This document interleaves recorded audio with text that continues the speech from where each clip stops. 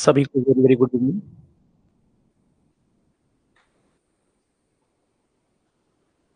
Hello hello, मेरी voice अब तक आ रही है?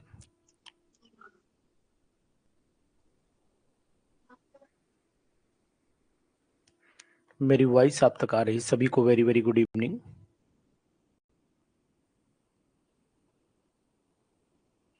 मेरी वॉइस आप तक आ रही है सभी? ठीक है, ओके। आज हम ये चैप्टर फिनिश करेंगे। आपको कल समझ में आया कि नहीं ये बताएं? जी ठीक है, आप बताइए कल आपको समझ में आया?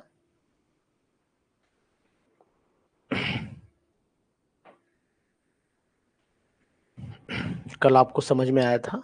जी, तो आज हम ये चैप्टर फिनिश करेंगे। शाबाश, वेरी गुड। देखिए, हमने जो टॉपिक कंसीडर किया हुआ है, चलिए ठीक है, जो टॉपिक हमने कंसीडर किया हुआ है ये है structure of atom, oh sorry, mole concept. Mole concept में कुछ टॉपिक हैं जो आज हम डिस्कशन करेंगे, इंपॉर्टेंट पॉइंट्स हैं उनको डिस्कशन करेंगे, और डिस्कशन करने के बाद हम इस चैप्टर का एंड करेंगे। ठीक है, जैसा कि कल हमने आपसे बात की थी कि बात हमारी चल रही थी इस पर, आपके मोल, बात हमारी चल रही थी आपकी मोल कंसेप्ट में इक्विवेलेंट वेट पर। यानी इक्विवेलेंट वेट कैसे निकालते हैं ये हमने कल आपको सब बताया था, और एक नंबर बताया था जिसे बोला था 513, यानी कि 513। 513 से आपने बहुत सारी जो है वो KMnO4 के बारे में पूरा जाना कि KMnO4 में हम लोग कैसे निकालते हैं इक्विवेलेंट वेट। इसी तरीके से K2Cr2O7 में भी मैंने आपको बताया कि K2Cr27 में एसिडिक मीडियम में जो वेट निकाला गया वो 49 आया था, याद है आपको? एसिडिक मीडियम में इक्विवेलेंट वेट 49 आया था, आपने देखा होगा कल, समझ में आया था ये 49। और इसी तरीके से 49 आया था, इसी तरीके से जो है वो आगे वेट आया,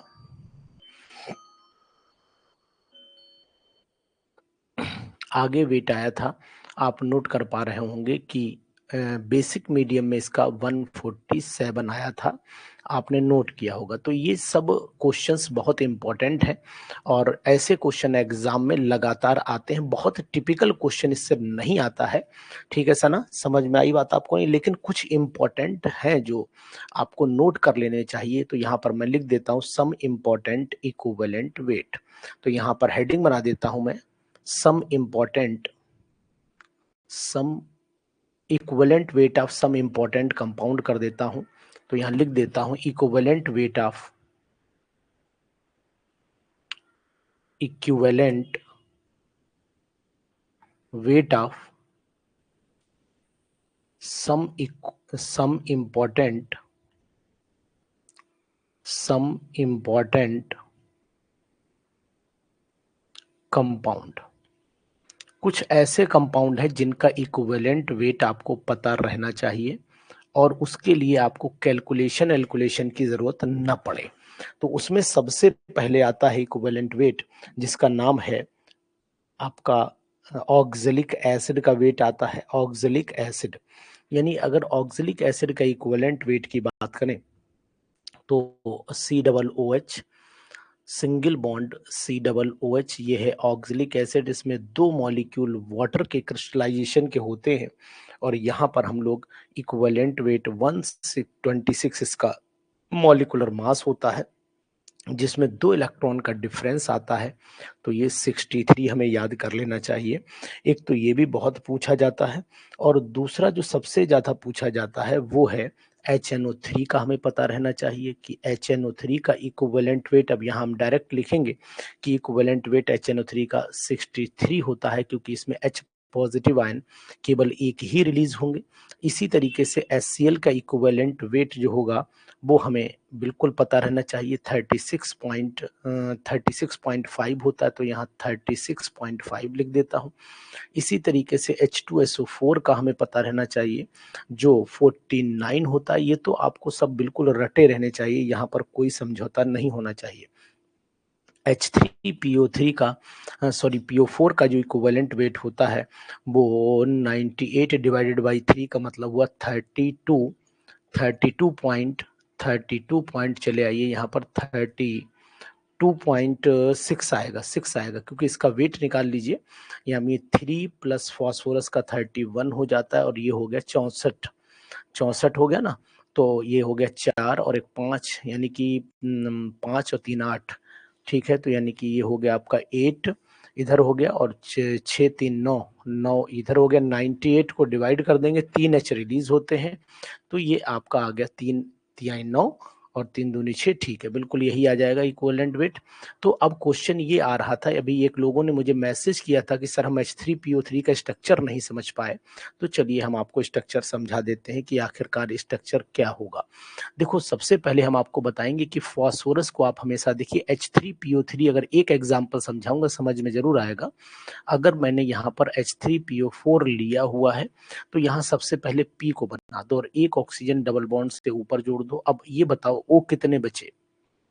O आपके पास इसके बाद 3 बचे हैं, 3 O जोड़ दीजिए, और H भी 3 है, तो 3 इन्हीं से ही आप तीनों H जोड़ दीजिए, अपने आप स्ट्रक्चर क्लियर हो जाएगा। अब यही कोई कहे कि सर हमें H3PO3 बनाना है, तो हम आपको बहुत सिंपल तरीका बताएंगे H3PO3 का। इसमें क्या करना है, आप P को बीच में बनाइए, एक O तो फिक्स कर लीजिए। अब ये बताइए कि यहाँ पर O बचे कितने?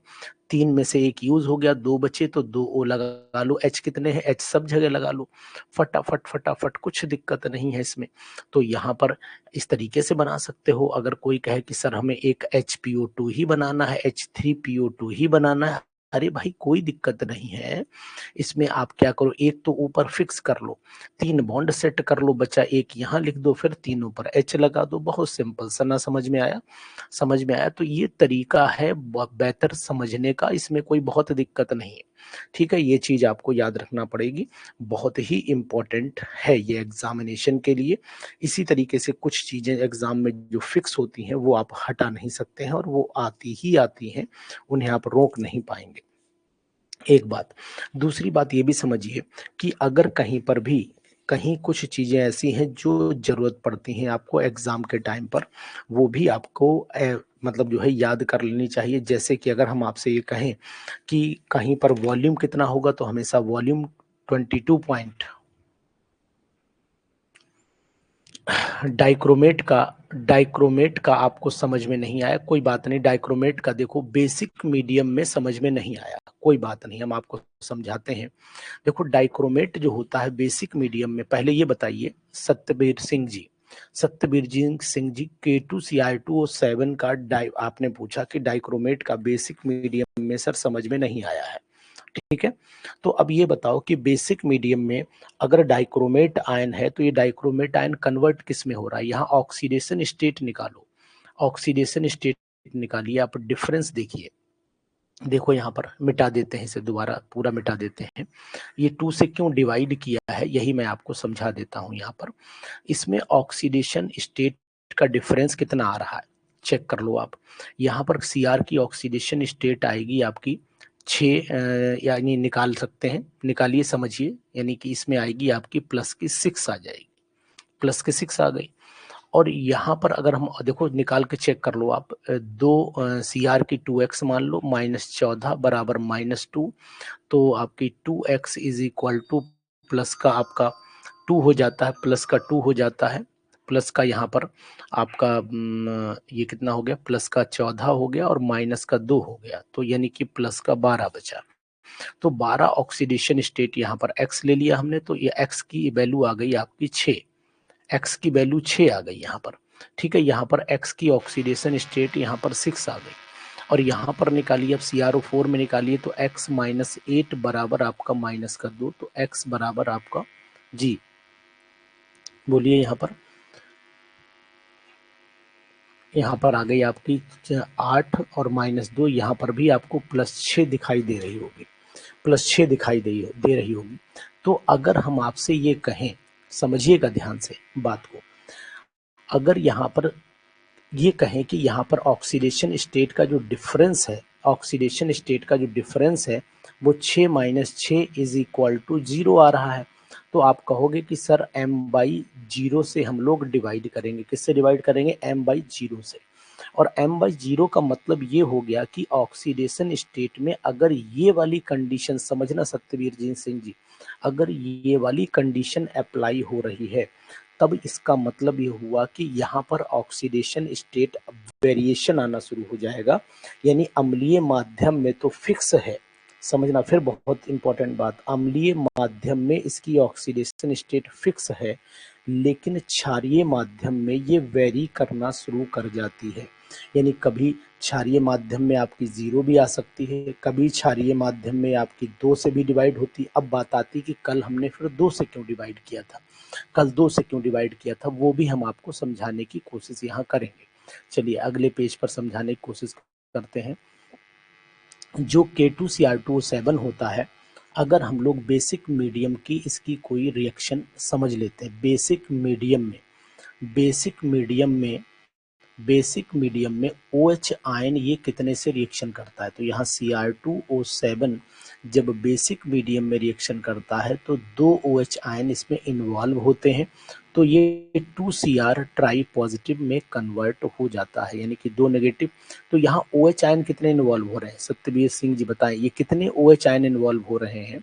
तो OH आयन जो इसमें इन्वॉल्व हो रहे हैं वो आपके कितने हो रहे हैं, पता है आपको? जी बोलिए। 2 हो रहे हैं ना, 2 हो रहे हैं। तो जब बेसिक मीडियम में OH आयन इन्वॉल्व हो जाएंगे तो इसके मोलर मास को हम लोग 2 से डिवाइड करेंगे। नंबर ऑफ, यहाँ पर लिख देते हैं, number of OH negative ion involved, कितने इन्वॉल्व हुए हैं? तो 2 से हुए, तो उस कंडीशन में हम लोग इसके मॉलिक्यूलर मास को यानी कि 294 को डिवाइड हम 2 से करेंगे तो 1 कितना आ जाएगा, 2 एकम 2, 2 चौको 8 और 2 चौक 8 और 294 होता है, 2 सत्ते 14, 147 हो जाएगा। तो इस तरीके से ये वेरिएशन आता है इसमें। तो इस वेरिएशन की वजह से हमने कल वहां पर ये चीज लिखी थी। लेकिन आप याद रखिए K2Cr2O7 का हमेशा एसिडिक मीडियम में पूछा जाता है, बेसिक में नहीं पूछा जाता, क्योंकि बेसिक में वैल्यू इसकी वेरी करती है, डिपेंड करती है नेचर ऑफ रिएक्शन में। तो यहाँ पर एक नोट जरूर लगा दीजिए, नीचे नोट लगा दीजिए, यहाँ पर ऐसे लिख सकते हैं आप कि equivalent weight of K2Cr2O7 in acidic medium is m/6, but in basic medium depends on nature of number of OH negative ion, depends on number of OH negative ion. अब बात आपको समझ में आ गई? चलिए खैर ठीक है, आपने अपनी बात रखी, अच्छा लगा। और इस तरीके से कोई समस्या होगी तो जब तक आप कहेंगे नहीं तो कैसे पता लगेगा? चलिए ठीक है। अब कुछ इंपॉर्टेंट फार्मूले हम इस चैप्टर के पढ़ लेते हैं जो हमारे लिए बहुत जरूरी है, फिर हम लगाएंगे आज क्वेश्चन। देखिए सम इम्पोर्टेंट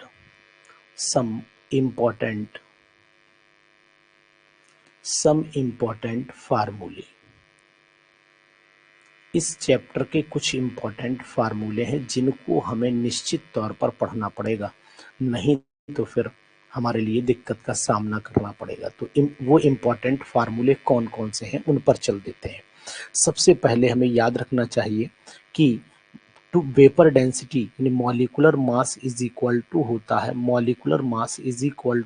है 2 इंटू वेपर डेंसिटी। ये फार्मूला भी पेपर में न्यूमेरिकल के पॉइंट ऑफ व्यू से बहुत इंपॉर्टेंट है, बहुत आता है। दूसरा फार्मूला हमें एक पता होना चाहिए कि molecular formula is equal to होता है n इंटू इम्पेरिकल फार्मूला, यानी कि मॉलिक्यूलर फार्मूला जो है वो इम्पेरिकल फार्मूला की n वैल्यू के बराबर आता है।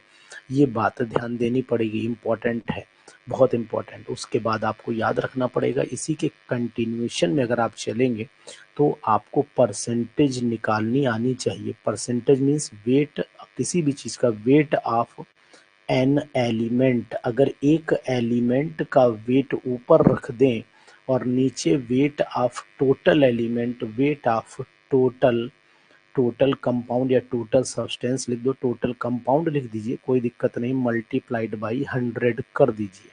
अब मान लेते हैं कि what is the percentage of, what is, समझ में सबको आ रहा है ना, what is the percentage of, what is the percentage of nitrogen in urea. Urea में परसेंटेज क्या है नाइट्रोजन की, ये हमारे पास में क्वेश्चन है। अब ये बताओ भैया कि यूरिया का फार्मूला क्या होता है, कौन बताएगा, जल्दी बोलो, यूरिया का फार्मूला कौन बताएगा। What is the formula of urea. Urea का फार्मूला, अगर हम आंसर की बात करें इसके, तो यूरिया का फार्मूला, आज आपको बहुत ही मजा आएगा, टेंशन बिल्कुल नहीं लो, NH2CO NH2, बिल्कुल सही बात। अब ये बताइए कि टोटल इसका मास कितना होगा, टोटल मास कितना होगा। एन का 14 होता है, हाइड्रोजन का 2 होता है, कार्बन का 12 होता है, नाइट्रोजन का ऑक्सीजन का 16 हो गया, फिर आपका यहाँ पर 14 और फिर यहाँ पर 2। टोटल आप जब निकालेंगे तो कितना आ जाएगा, 60 आ जाएगा, 60 बिल्कुल सही है, 60 आ जाएगा। ठीक है, अब नाइट्रोजन यहाँ पर कितने हैं, 2 है नाइट्रोजन। तो सिंपल सी बात है, परसेंटेज जब निकालेंगे नाइट्रोजन की तो 28 को ऊपर रखेंगे, क्योंकि नाइट्रोजन 2 हैं, 2, ये 2 हैं, और नीचे टोटल वेट 60 रखेंगे, मल्टीप्लाइड बाई 100 कर देंगे, तो आपको ये और ये कैंसिल आउट कर देना है, तो 280 डिवाइडेड बाई 6 हो जाएगा।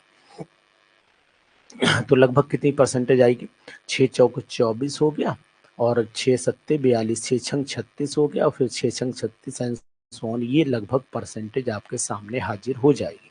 ये इस तरीके के क्वेश्चन भी आप याद रखिएगा। चलिए एक क्वेश्चन में और इसी पर बताऊंगा। जी बिल्कुल सही है अमितेश, शाबाश, वेरी गुड, बहुत सुंदर।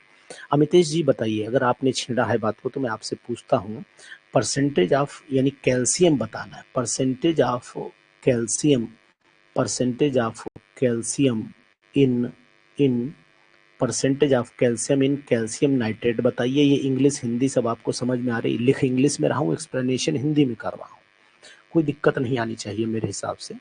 जी बताइए। अब सी ए, इसका अगर हम लोग आंसर देखते हैं, यहाँ पर आंसर देखते हैं, तो CaNO3 का हम मॉलिकुलर मास पहले निकालेंगे, और मॉलिकुलर मास हो जाएगा इसका आपका 40 हो गया, और यहाँ पर आप जोड़ेंगे 14 दूनी 28 और 16 छंग 96, 96 हो गया, तो ये लगभग 146 के आसपास, 146 नहीं, ये आ जाएगा 167 के आसपास आया, सॉरी जोड़ लें एक बार कैलकुलेटर से, आप भी जोड़ लीजिए। ये हो गया आपका, कैलकुलेटर यूज कर लें इसमें।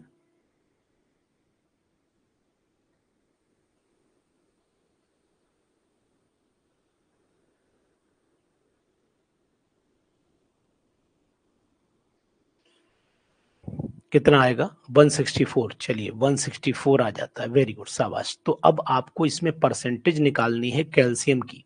एक ही लोग जवाब दे रहे हैं, विश्वकर्मा जी क्या आप नहीं जवाब देना चाहते हैं। कैल्शियम को ऊपर 40 रख दो, तो यहाँ पर परसेंटेज 40, यहाँ पर 164 हो गया, मल्टीप्लाइड बाई 100 हो गया, तो यहाँ परसेंटेज कैल्शियम की कैलकुलेट हो जाएगी। जी बताइए। तो ये आपका 4000 हो गया, 4000 को डिवाइड कर दीजिए आप 164 से, तो ये आपका 24.3 आ जा रहा है। तो यहाँ पर उत्तर जो आएगा वो आपका 24.39, ये परसेंटेज आ गई। तो समझ में आ गया अमितेश जी, समझ में आया, सभी को समझ में आया, कोई दिक्कत तो नहीं।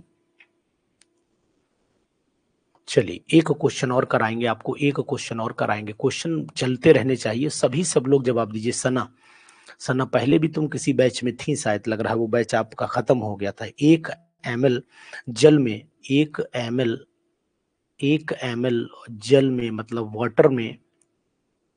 वाटर में उपस्थित उपस्थित 1 ml वाटर में उपस्थित अणुओं की संख्या बताइए, अणुओं की संख्या बताइए। जी, चलिए अब इसमें अणुओं की संख्या, मतलब अब 1 ml में हमें निकालना है, तो इसका मतलब 1 ml वाटर का मास कितना होगा? तो आंसर हम लोग निकालते हैं, यहाँ पर आंसर निकाल लेते हैं कि सिंपल सी बात है कि 1 ml जल का द्रव्यमान कितना होगा? 1 ml यानी कि ठीक है, यानी कि mass of 1 ml, mass of 1 ml water, mass of 1 ml water कितना हुआ? यानी कि आपको पता होना चाहिए मास ऑफ 1 ml वाटर में वॉल्यूम इंटू डेंसिटी होता है, तो density is equal to mass upon volume, तो mass is equal to volume into density हो गया। तो वॉल्यूम इसका 1 ml है और डेंसिटी भी 1 होती है, तो ये इसका 1 ग्राम ही आ जाएगा, 1 ग्राम आ जाएगा, ठीक है। इसके बाद हम लोग चलते हैं कि अब इसके मोल बनाए, तो यानी कि अगर हमने यहाँ पर 1 ml वाटर का मोल बनाया तो 1 mole is equal to mass कितना हुआ? 1 और अपॉन 18 हो गया, तो ये इसके आपके मोल बन गए, ये मोल हो गए। अब मोलों की संख्या, यानी कि 1 मोल में होता कितना है आपको पता ही होना चाहिए, तो 1/18 मल्टीप्लाइड बाई 6.022 इंटू 10⁻23, इसको आप सॉल्व कर लीजिए तो ये आ जाता है आपका 18×3 = 54, यानी कि 3.34 इंटू 10⁻, डेसिमल एक डिजिट इधर चला जाएगा, 22 मॉलिक्यूल आएंगे। ठीक है, इतनी बात आपको समझ में आ गई, 22 मॉलिक्यूल आएंगे।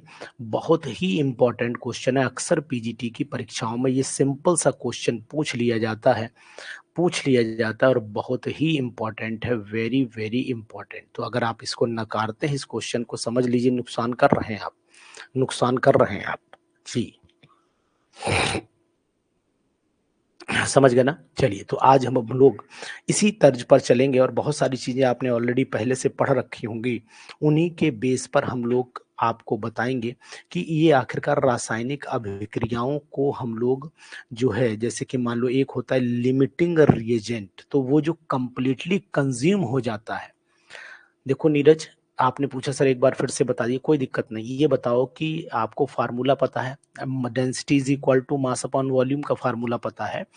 जब यहाँ 1 ml वाटर दिया हुआ है, समझिए यहाँ 1 ml वाटर दिया हुआ है, तो 1 ml को हम लोग वॉल्यूम मिल गया, हमें ये वॉल्यूम मिल गया।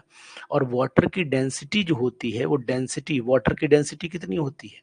वाटर की डेंसिटी बोलो, वाटर की डेंसिटी कितनी होती है? वाटर की डेंसिटी होती है 1, ठीक है, तो 1 होगी, तो यहाँ हमने 1 रख दिया, तो यहाँ सिंपल सी आप समझ पा रहे होंगे, 1 से हमने ये 1 से इसको मल्टीप्लाई कर दिया, तो आपका वेट आ गया। अब ये आपका वेट आ गया, तो ये हमने मोल इज इक्वल टू क्या होता है? एन इज इक्वल टू होता है, number of mole is equal to होता है mass upon molar mass, mass upon molar mass. तो वाटर का मास आया हमारा 1 ग्राम, वाटर का मास 1 ग्राम आया और मोलर मास हमारा हो गया 18, दोनों को डिवाइड कर दिया तो हमारी वैल्यू, हाँ 1.01, वो इतनी ज्यादा यहाँ बहुत दिक्कत नहीं है राहुल जी।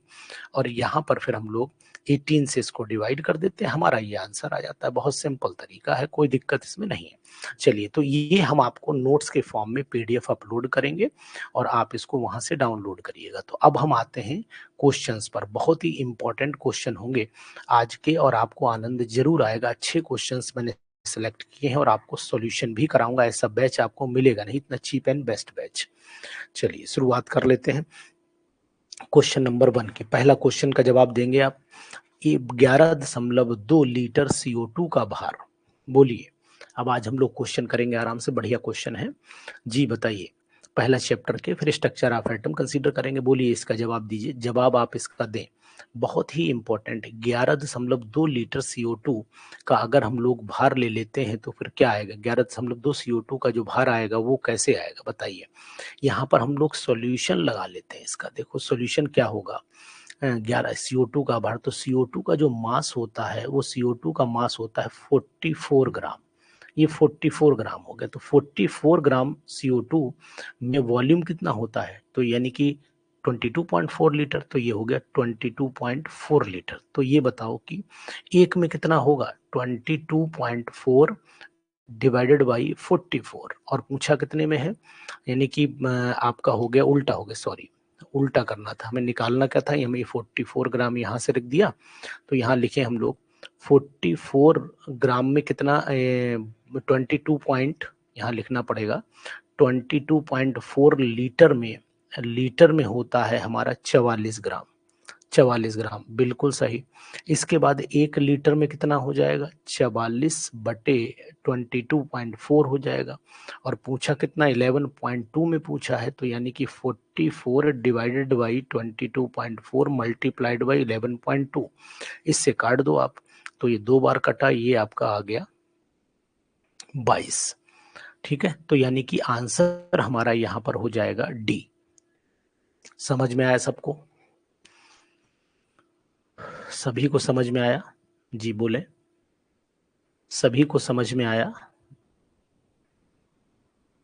कोई दिक्कत तो नहीं? अच्छा लगा आपको क्वेश्चन? क्वेश्चन सिंपल था, सब लोग करते हैं, कोई दिक्कत नहीं होनी चाहिए।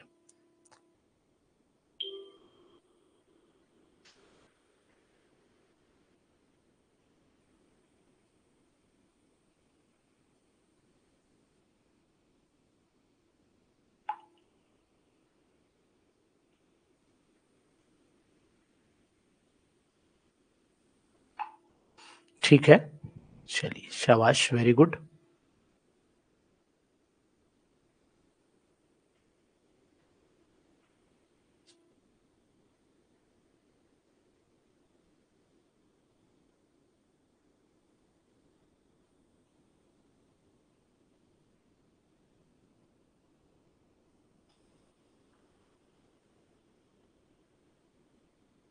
चलिए क्वेश्चन नंबर दूसरे पर चले आइए। क्वेश्चन नंबर दूसरे पर जवाब दीजिए। 98 ग्राम H2SO4 का 1 लीटर विलयन में उपस्थित है, तो ये विलयन है, यानी कि अगर हम जानते हैं, तो आप जानते हैं कि इस क्वेश्चन में अगर हम कहेंगे किसी के, यानी कि मोलैरिटी इज इक्वल टू होता है नंबर ऑफ मोल्स, यहाँ पर लिख देता हूँ नंबर ऑफ मोल्स, और यहाँ नीचे वॉल्यूम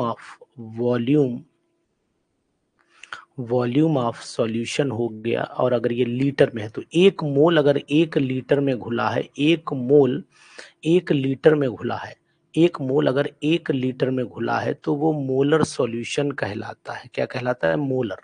तो अब हम इसके मोल देखें, यानी कि n is equal to weight कितना दिया है, 98 होता है, और मॉलिकुलर वेट भी H2SO4 का 98 होता है, तो मतलब 1 मोल हो गया।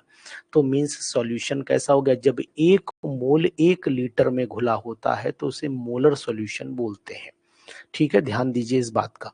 समझ में आई सभी को बात? तो यहाँ पर ऑप्शन आपका 1 हो गया, ए हो गया। समझ में आया क्वेश्चन? आपको बेहतर लगा क्वेश्चन? नीरज सन्ना बताइए क्वेश्चन कैसा लगा? ये क्वेश्चन तो अभी मैंने कराया था, ये तो तीसरा यहाँ पर आ गया। ये भी क्वेश्चन बहुत अच्छा है, वेरी गुड, बहुत सुंदर। इसको बताइए जरा, अभी अभी अभी किया था बिल्कुल। जी बोले, ये क्वेश्चन हम लोगों ने अभी किया था। इजी था ना क्वेश्चन? इजी था ये वाला क्वेश्चन।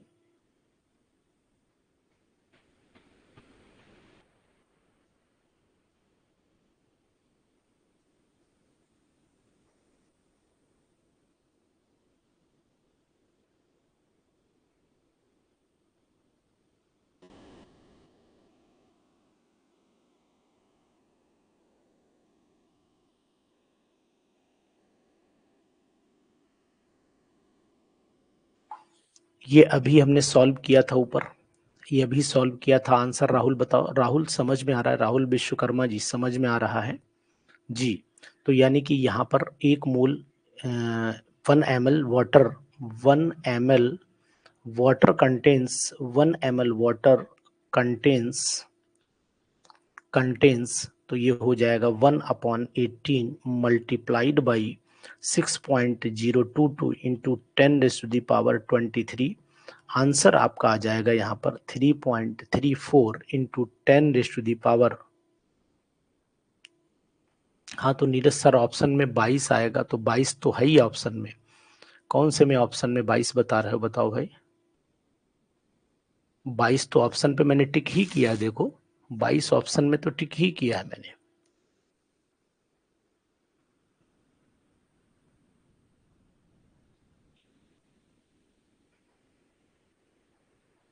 क्वेश्चन 2 की नॉर्मेलिटी कितनी होगी, बिल्कुल सही है।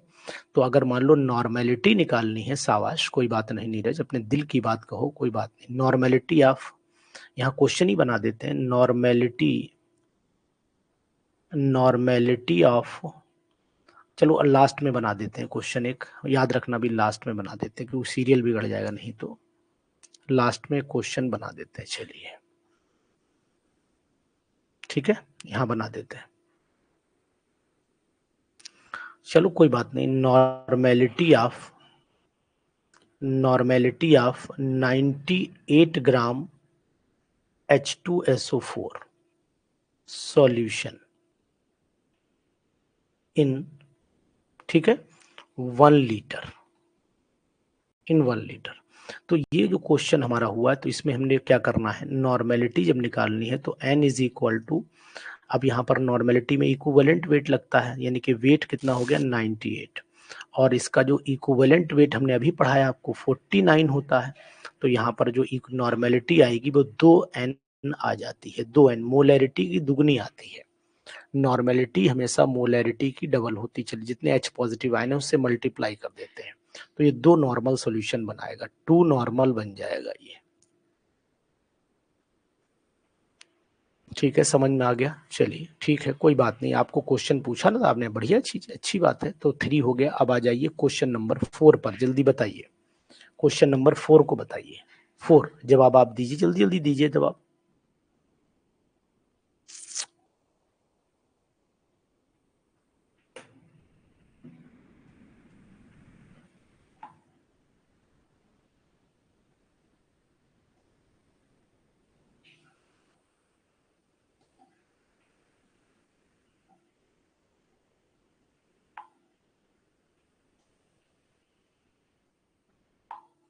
जी, बहुत सही,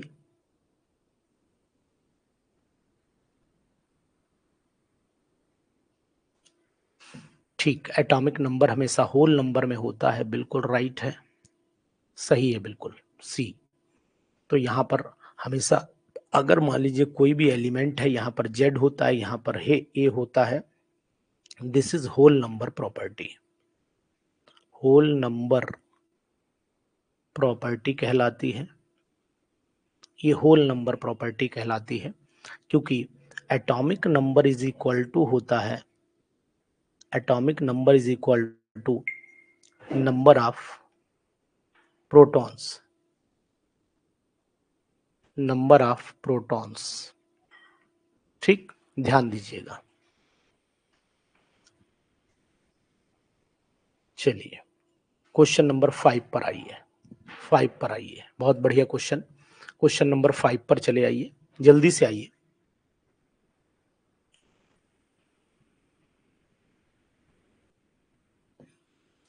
राहुल विश्वकर्मा, 1 मोल में कितना आयतन उपस्थित होता है? वॉल्यूम ऑफ 1 मोल लिखवाया था ना, 1 मोल में 22.4 लीटर होता है, ठीक है जी, बिल्कुल सही, सावधान हो जाएं आप, बिल्कुल अलर्ट रहें, ठीक है। गोल्ड श्मिट नंबर कितना होता है? तो गोल्ड श्मिट नंबर आपको याद करना पड़ेगा, ये नंबर आपको याद, गोल्ड श्मिट नंबर जो है, Goldschmidt number is equal to, बताइए, याद है किसी को?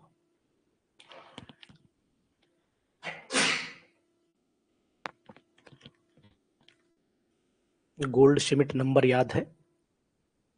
अगर नहीं याद है तो मैं बताऊंगा, जी बोलिए, गोल्ड श्मिट नंबर किसी को याद है?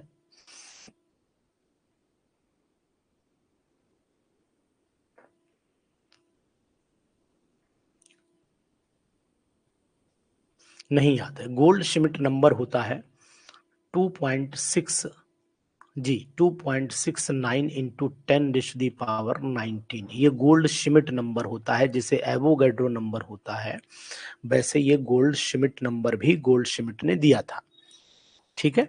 गोल्ड श्मिट ने ये नंबर दिया था जिसको गोल्ड श्मिट नंबर बोला गया है, तो आपको गोल्ड श्मिट नंबर भी याद रखना पड़ेगा एग्जामिनेशन में। क्या याद रखना पड़ेगा? गोल्ड श्मिट नंबर, इंपॉर्टेंट है और एग्जाम में खूब पूछा जाता है, एग्जाम में खूब पूछा जाता है गोल्डश्मिट नंबर। जी, याद रहेगा, याद रहेगा, याद कर लेंगे। बुलाई बताइए विश्वकर्मा जी कितना है गोल्डश्मिट नंबर, बोलिए। गोल्डश्मिट नंबर कितना है बोलिए, याद रहेगा, बोलिए जल्दी से, कितना है नंबर।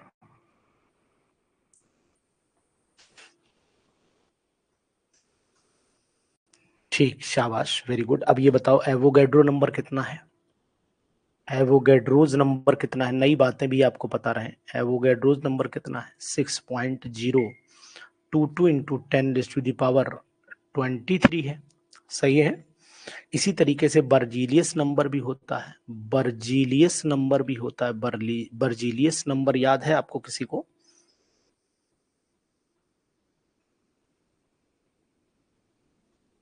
नहीं याद है, 2.69 इंटू 10⁻23, ये बर्जीलियस नंबर कहलाता है।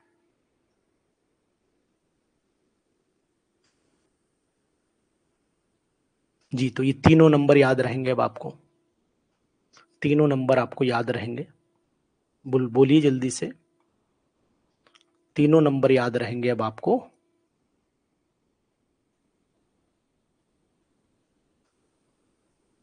अच्छा लग रहा है मेरा क्लास विश्वकर्मा राहुल जी, आप शायद अभी तक नहीं पढ़े हैं हमसे, लेकिन क्लास आपको कैसा लग रहा है?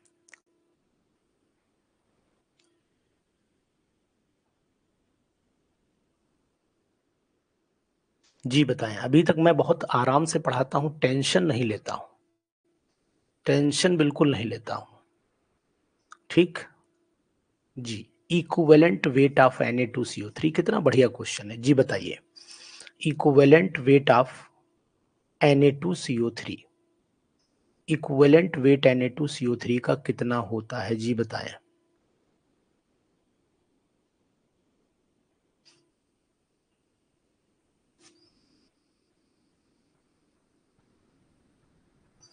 इक्विवेलेंट वेट का यूज हमेशा न्यूमेरिकल में जब आता है तो पूछा जाता है। जी, इक्विवेलेंट वेट जो है, अब आप Na2CO3 को अगर आप तोड़ेंगे, कल मैंने बताया था आपको कि ये 2Na पॉजिटिव बनाएगा और साथ में CO3 डाई नेगेटिव। इसका जो वेट होता है, मॉलिक्यूलर मास होता है, वो आपको पता होना चाहिए।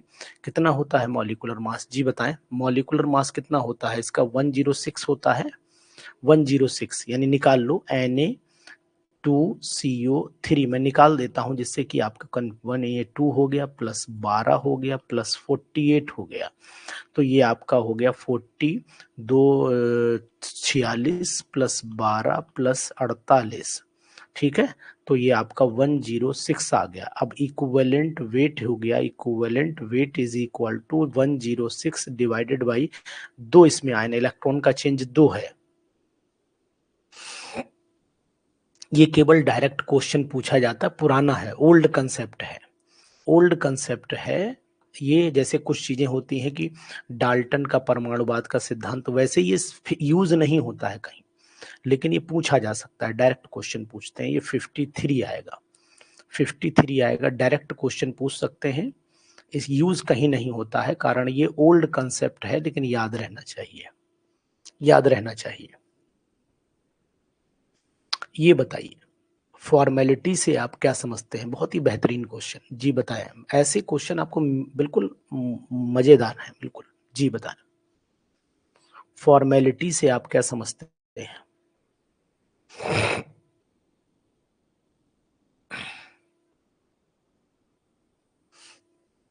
इसमें कौन सा ऑप्शन सही जाएगा?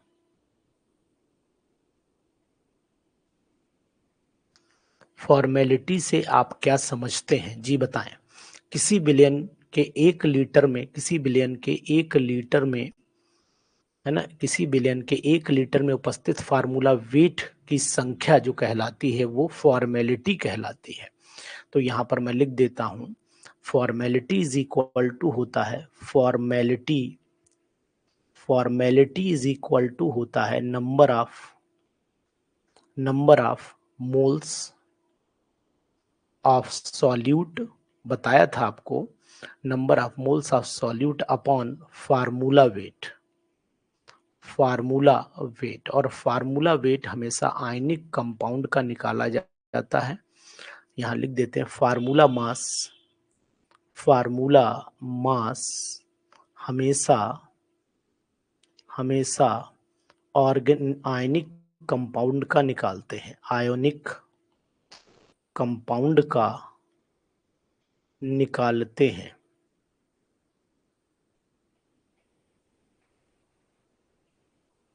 ठीक है, निकालते हैं, समझ में आ गया आपको? हमेशा आयनिक कंपाउंड का निकालते हैं। जी, समझ में आया क्वेश्चन? पहला है, बहुत ही बेहतरीन।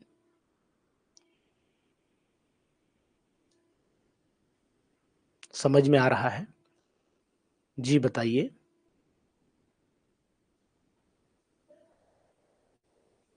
किसी को कोई तकलीफ हो, कोई दिक्कत हो, कोई परेशानी हो?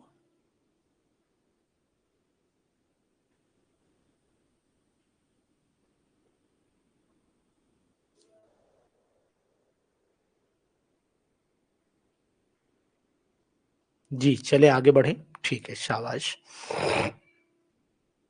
यहां बताइए, इक्विवेलेंट वेट KMnO4 का अम्लीय माध्यम में कितना निकाला था हम लोगों ने? फार्मूला लगाइए। अम्लीय माध्यम में इसका KMnO4 का जो वेट था वो कितना निकाला था? अम्लीय माध्यम में पढ़ाया था हमने भी ऊपर, 158 डिवाइडेड बाई 5। यही तो था, यही था ना नीरज? यही निकाला था ना हम लोगों ने? क्लास कैसी लग रही है?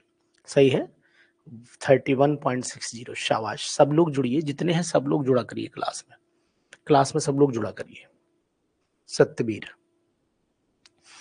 KMnO4 का इक्विवेलेंट वेट क्षारीय माध्यम में बताइए। क्षारीय माध्यम में कितना होगा? बोले।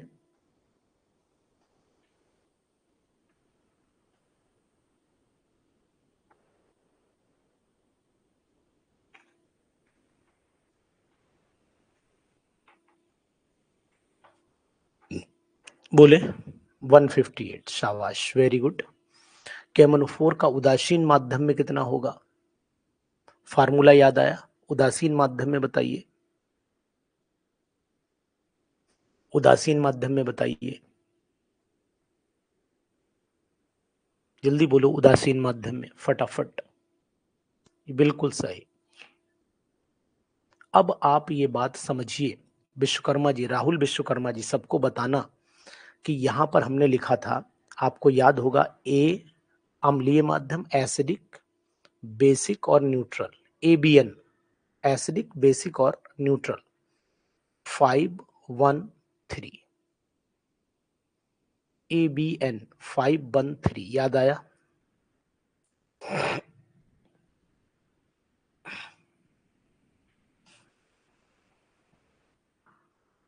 जी, ABN 513। ABN मोटरसाइकिल का नंबर है, नंबर प्लेट है ये। नंबर प्लेट याद रखिएगा, ठीक है? ये नंबर प्लेट अपनी याद रखिएगा आप, ये नंबर प्लेट है।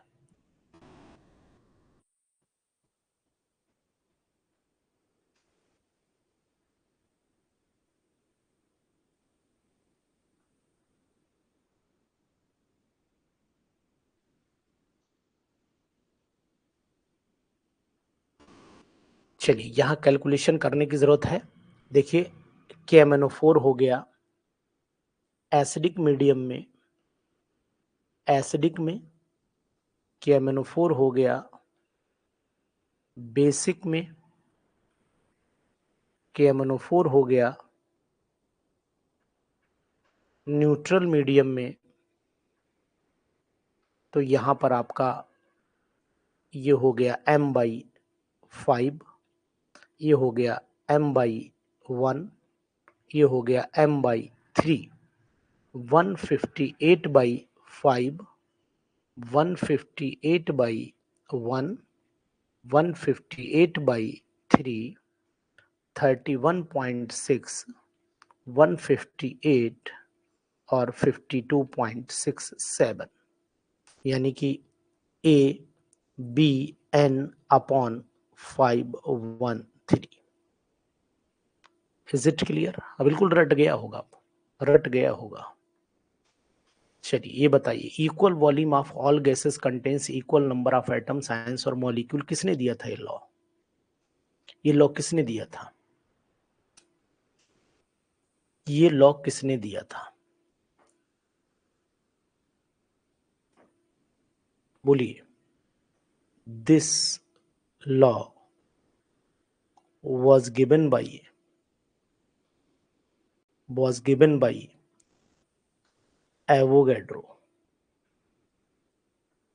एवोगैड्रोस। ठीक है, समझ रहे हो?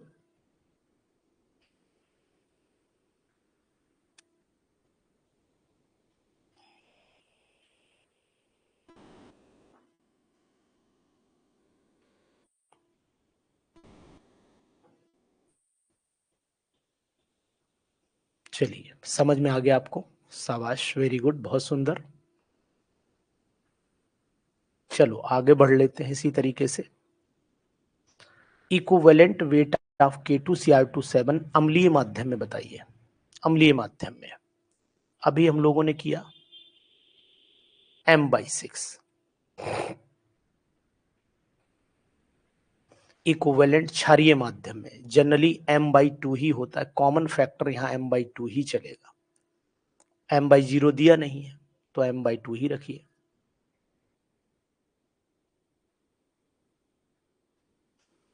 अभिकारक जो अभिक्रिया में पूर्ण रूप से प्रयोग किया जाता है, जो कंप्लीटली कंज्यूम हो जाता है, वह अभिकारक जो पूर्ण रूप से कंज्यूम हो जाता है,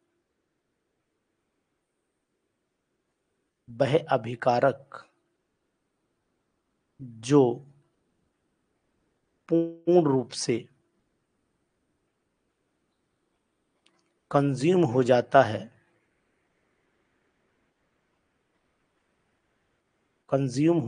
है, उसे लिमिटिंग रिएजेंट कहते हैं। लिमिटिंग रिएजेंट कहते हैं।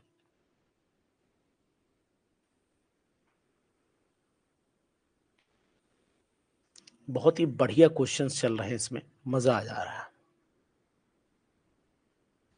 विच इज नॉट एलिमेंट, इसमें से कौन एलिमेंट नहीं है? इसमें से कौन एलिमेंट नहीं है? जी बताइए।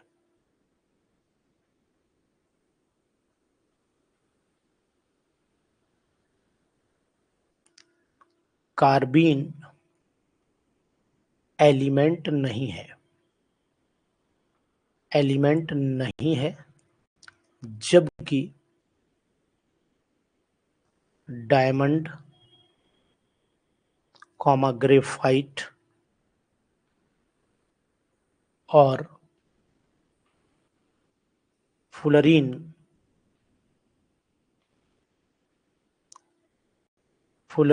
एक प्रकार के कार्बन से बने होते हैं। समझ में आ रहा है? डी, ये वाला क्वेश्चन पर @PGT लिख लीजिए।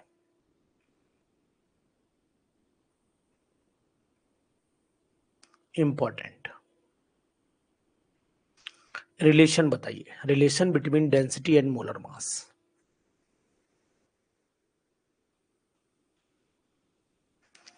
Relation between density and molar मास।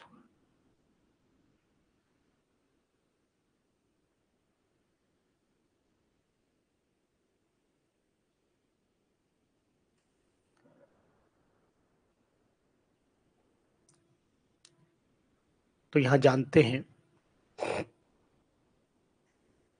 यहां आप जानते हैं relation, molar mass is equal to होता है 2 इंटू वेपर डेंसिटी।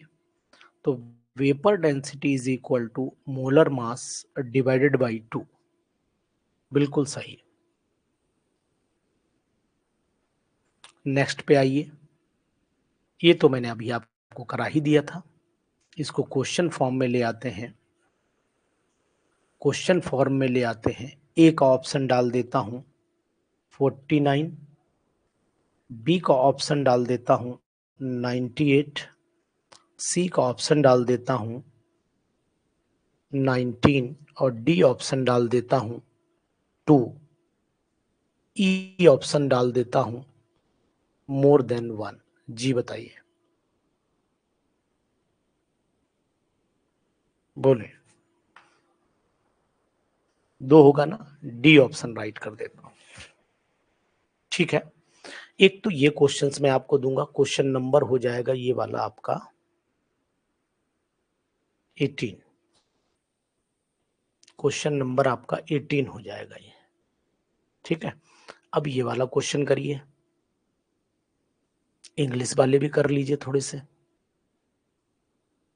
जी,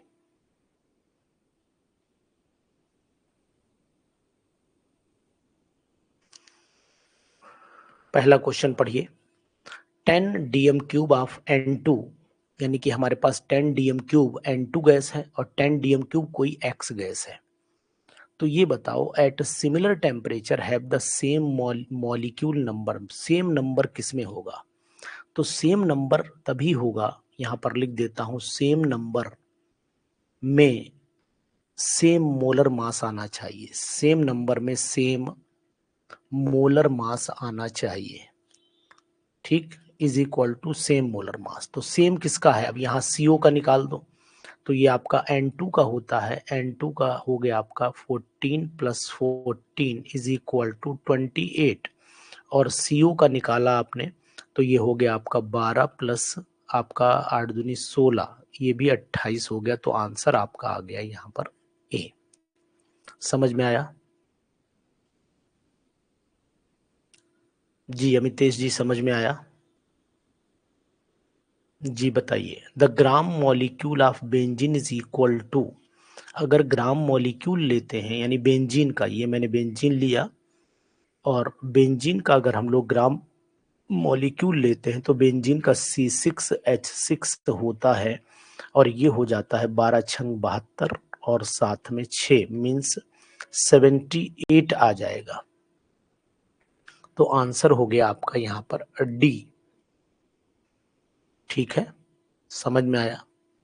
इसी तरीके से आ जाइए यहाँ पर, under the same condition nitrogen oxygen are taken in the same mass the ratio of their volume. तो रेशियो नाइट्रोजन ऑक्सीजन का अगर वॉल्यूम सेम है, यानी कि ये आपकी नाइट्रोजन गैस हो गई, ये आपकी ऑक्सीजन हो गई। ठीक है, ये इसका वेट आ रहा है आपका 14 दूनी 28 और इसका आएगा वेट आपका 16 दूनी 32। ठीक है, इनका रेशियो आप निकाल लीजिए तो आपका 14 कितना, 14 दूनी 28 बताइए, 14 हो गया, ये 2 से काट दो, और ये 16 हो गया, फिर काट दो, 2 सत्ते 14, 2 अट्ठे 16, यानी कि आपका आंसर आ गया ये वाला। समझ में आ रहा है? समझ में आ रहा है? जी। Recently the unit of atomic mass AMU is replaced by, अभी यू से रिप्लेस कर दी गई, यूनिफाइड मास इसको बोल दिया गया है, यूनिफाइड मास इसको बोला गया है। बहुत ही बेहतरीन, हिंदी इंग्लिश का डबल डोज चलेगा यहाँ पर, हिंदी इंग्लिश का डबल डोज चलेगा। कोई बात करना चाह रहा है? अगर किसी को बात करने का मन हो तो आप चलिए हमें बता दिया करिए। जी अमितेश सिंह जी, कुछ कहना चाह रहे हैं क्या? हेलो, अगर किसी का बात करने का मन हो तो पहले इंफॉर्मेशन दीजिए, डायरेक्ट क्लिक मत करिए। ठीक है, जिससे कि हमें दिक्कत ना हो, कानों में फिर तेजी से आवाज आती है। अकॉर्डिंग टू एवोगैड्रोज लॉ, चलिए अगर आपको बात करना है मितेश जी तो क्लिक करिए। According to Avogadro's law, Amitesh ji raise, जिसको भी बात करना है रेज योर हैंड, हाथ बन के आ रहा होगा उस पर क्लिक करिए, आप बात कर सकते हैं। एवोगैड्रो लॉ में V is directly proportional to N चलता है, यानी कि वॉल्यूम जो होता है वो नंबर ऑफ मोल्स के डायरेक्टली प्रोपोर्शनल होता है।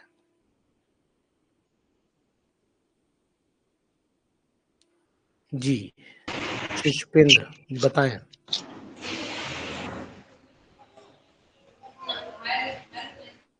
नहीं, चलिए हम कंटिन्यू कर रहे हैं। आपसे लग रहा है धोखा, आप चेक मत करिए, ट्राई मत करिए। Which of the following statement about the compound is incorrect, इसमें से कौन सा इनकरेक्ट है? A molecule of compound has atomic with atoms with different element, the ratio of atom of different element is fixed. तो a molecule of a compound has atoms with different element. A molecule of a compound has atoms with different elements. बोलिए, compound में a molecule of a compound has, तो यहाँ पर compound की दी molecule की बात दे रखी है, समझिए ये तो सही है ना, ये तो सही है। The ratio of atoms of different element in a compound, ये भी फिक्स, ये भी सही है। A compound retain their properties of associated constituent element, ना प्रॉपर्टी लॉस हो जाती है, प्रॉपर्टी लॉस हो जाती है, तो यहाँ पर सी ऑप्शन आपको दिया गया है।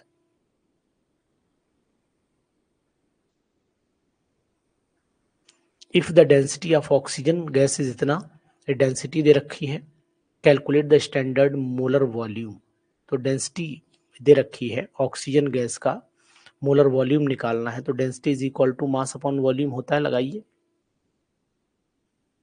डेंसिटी इज इक्वल टू होता है, डेंसिटी इज इक्वल टू होता है मास अपॉन वॉल्यूम, तो volume is equal to mass upon density, है ना।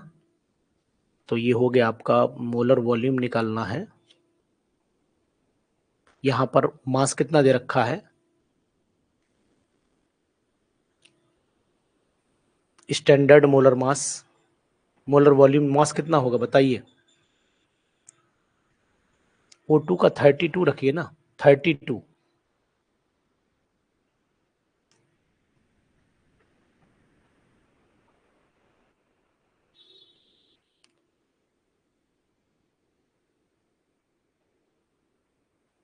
डिवाइड कर लीजिए। अमितेश जी आपने 22.39 निकाल दिया है मोलर मास।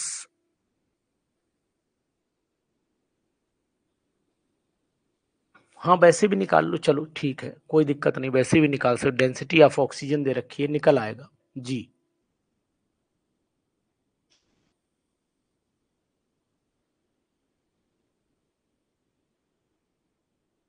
ये जी आंसर इसमें आपका लगभग वही आएगा, 22 के आसपास ही आएगा, ठीक है। एक ही बात है, वैसे निकालो या ऐसे निकालो, एक ही बात है भाई। आपने सिंपल निकाला है, चलिए अगर आप डायरेक्ट निकालना चाहें तो वही, इसमें भी 22 आ रहा है, इसमें भी 22 पॉइंट कुछ आता है, इसमें भी 22 ही आता है। चलिए आपके तरीका, डेंसिटी ऑक्सीजन की जो दे रखी है आपको पता होना चाहिए, जी जी ठीक है, 22.4 लीटर होता है एनटीपीज, ठीक है, एनटीपी पर 22.4 लीटर है।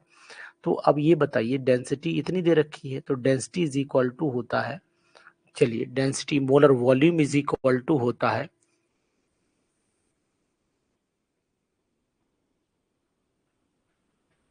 Mass upon volume is equal to mass, molar mass upon density का ही फार्मूला अप्लाई एप्लीकेबल होगा सत्यवीर जी, यही काम आएगा इसमें। अमितेश बताओ, अमितेश बताओ, आपने डायरेक्ट कैलकुलेशन कर दी, वो हमें उचित नहीं लग रही है, वो हमें उचित नहीं लग रही डेफिनेशन, वो कैलकुलेशन जी। स्टैंडर्ड वॉल्यूम कितना होता है, स्टैंडर्ड वॉल्यूम तो सबको पता होना चाहिए कि स्टैंडर्ड वॉल्यूम 22.4 लीटर है, स्टैंडर्ड वॉल्यूम 22.4 लीटर है, ठीक है। तो तरीका वही है जो मैंने आपको बताया है, तरीका वही है। The density of oxygen gas at NTP, density दे रखी है, तो जब डेंसिटी दे रखी तो इसका यूज करोगे ना, इसका यूज तो करोगे ना, यस इसका यूज तो करोगे ना। तो यहाँ पर 32 डिवाइडेड बाई आपका 1.4 समथिंग करिए, तो 1.4 समथिंग करोगे तो 22 पॉइंट के आसपास आएगा, ठीक है। 4.2 कर लीजिए, 4.2 तक करिए, आपका यही आएगा, पहला वाला ही ऑप्शन आएगा, यही ऑप्शन आ जाएगा, ठीक है जी। चेक कर लीजिएगा एक बार। उसके बाद आ जाइए, calculate the number of oxygen atoms in 50 gram of calcium carbonate. 50 ग्राम, तो 100 ग्राम में कितने होंगे, देखो वैसे तो आपको बताएंगे यहाँ पर, कैल्शियम कार्बोनेट के अंदर अगर 1 मोल है यानी 100 ग्राम है, अगर 100 ग्राम का मतलब 1 मोल हो गया, राहुल देखो 1 मोल हो गया 100 ग्राम। इसमें ऑक्सीजन कितने हैं? 3 मोल हैं। तो 100 ग्राम में 3 मोल है, तो 50 ग्राम में कितने हो जाएंगे? 50 ग्राम में हो जाएंगे आपके 1.5 मोल हो जाएंगे, 1.5 मोल। तो इसका मतलब 6.022 इंटू 10⁻23 एटम्स हो जाएंगे। तो 15 छक्का 90, यानी ऑप्शन नंबर बी है। मल्टीप्लाई कर लो इसको, यानी कि 6.022 मल्टीप्लाइड बाई कितना करना है? 1.5 कर दीजिए, 9.03 आ जाएगा। ठीक है, समझ गए नीरज? अमितेश, राहुल जी, नीरज समझ गए? मास ऑफ इतने कार्बन एटम बताइए, मास ऑफ इतने कार्बन एटम्स कितना होगा? तो यानी कि 6.022 इंटू 10⁻23 का मास होता है 12 ग्राम। एक का कितना हो जाएगा? 12/6.022 इंटू 10⁻23 हो जाएगा। और इतने का कितना होगा? 2.044 इंटू 10⁻23। तो ये कैंसिल आउट हो गया, और आप इससे मल्टीप्लाई करिए, 24 ग्राम आएगा। 12 दूनी 24 ग्राम कैसे आ जाएगा भाई? आ जाएगा?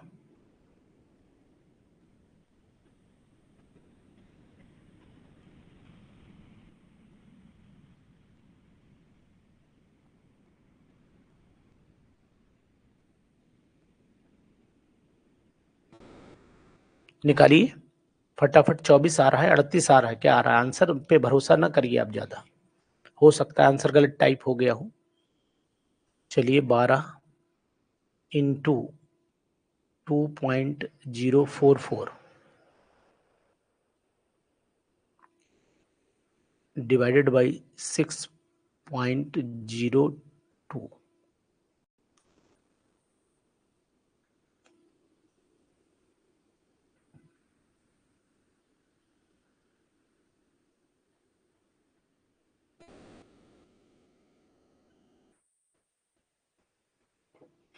ठीक है, अच्छा अच्छा, ठीक है ठीक है। एक द मास ऑफ इतने कार्बन एटम, हाँ ठीक है, कार्बन एटम सही है, सही है अमितेश जी, आप सही कह रहे हैं, बिल्कुल सही कह रहे हैं, यहाँ सही हैं आप, यहाँ पर आप बिल्कुल सही हैं। मैं थोड़ा सा डाउट हो गया, जी जी ठीक है, बिल्कुल आप सही हैं, यहाँ पर आप बिल्कुल 100% सही हैं। थोड़ा सा डाउट हुआ, यानी कि कार्बन एटम्स की नंबर पूछ रहा है, मास ऑफ इतने कार्बन एटम पूछ रहा है, तो डिवाइडेड बाई एवोगैड्रो नंबर होगा। ठीक है, सही है, ठीक है ठीक है। तो यहाँ पर 12, नहीं नहीं, फिर आप सही हैं, 12 × 2 ही हो जाएगा, दो गुना नंबर हो जाएगा ना, क्योंकि 6.022।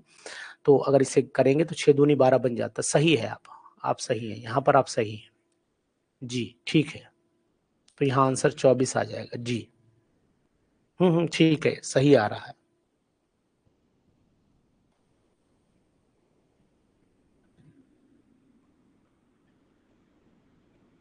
चलिए इसके बाद आ जाइए नेक्स्ट क्वेश्चन। यहाँ आप सही हैं, डोंट वरी, आप सही हैं यहाँ पर। How many gram of solute is needed to prepare, बताइए, how many grams of solute is needed to prepare इतने ml इतने मोलर कैल्शियम सॉल्यूशन। जी बताएं, हाउ मेनी ग्राम्स करेंगे आप इसे? होमवर्क में दें, इसे सॉल्व करके भेजेंगे व्हाट्सएप पर। इस क्वेश्चन को, इस क्वेश्चन को 10-11 आंसर दिया है, सॉल्व करके भेजना है केवल। इसको, इसको और इसको, ये क्वेश्चन व्हाट्सएप पे सॉल्व करके भेजेंगे। होमवर्क में लगाए, कुछ करेंगे ना आप? कुछ करेंगे? इसको मैं पीडीएफ लगा देता हूँ, होमवर्क में करके भेजिए इसे, अभी भेजेंगे 10 से लेकर के लास्ट तक। चलिए यहां से मैं होमवर्क लिख देता हूं। Question number 10 to 16 last homework करके ग्रुप पर डालना है।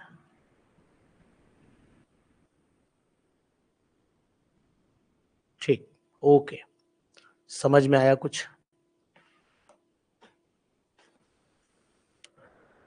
समझ में आया कुछ?